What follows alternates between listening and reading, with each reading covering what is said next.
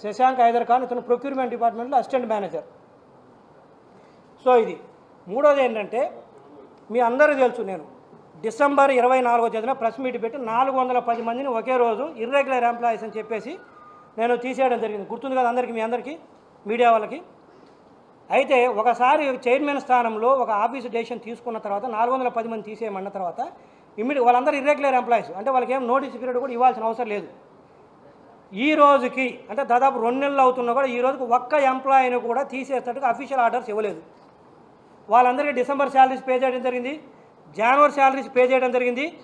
ఇప్పుడు మళ్ళీ ప్రిపేర్ కూడా ఈరోజు ఇంకా 10 రోజులు ఉంటే ఈ నెల కూడా అయిపోతుంది, ఈ నెల కూడా శాలరీస్ పే చేయాలి. ఎందుకంటే నేను ఇన్స్ట్రక్షన్స్ ఇచ్చినా కూడా అఫీషియల్గా అధికారులు ఆర్డర్స్ ఇవ్వకపోతే, అది ఎండీ గారు కావచ్చు లేదా ఈడీ హెచ్ఆర్ కావచ్చు, ఆ రోజున ఈడీ హెచ్ఆర్ ఇవ్వకపోతే అది అఫీషియల్గా వాళ్ళు ఉన్నట్టే లెక్క.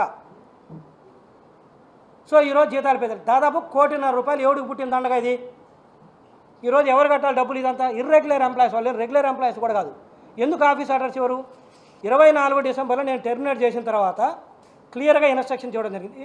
తర్వాత మొన్న 28 జనవరి తేదీన మినిస్టర్ గారు ఇక్కడికి వచ్చి రివ్యూ చేసి ఆ రోజు మినిస్టర్ గారికి చెప్పడం జరిగింది. తర్వాత 29న బోర్డు మీటింగ్ పెట్టాము. బోర్డు మీటింగ్లో కూడా ఈ అంశాన్ని మేము బోర్డు మీటింగ్లో పెట్టి ఒప్పుకోవడం జరిగింది, వాళ్ళందరినీ టెర్మినేట్ చేస్తుంది. బోర్డు మీటింగ్ అయిపోయి కూడా దాదాపు 20 రోజులు దాటింది. అంటే మేము అంత ఎట్లా కనపడుతున్నాం చెప్పాలంటే, ఒకసారి ఇన్స్ట్రక్షన్స్ ఇస్తే ఇంప్లిమెంట్ అవ్వాలి కదా. అంటే నీకు ఆర్డర్స్ సైన్ చేయడానికి బాధ ఏంటంటున్నాను. మరి ఎవరు సైన్ చేయాలి?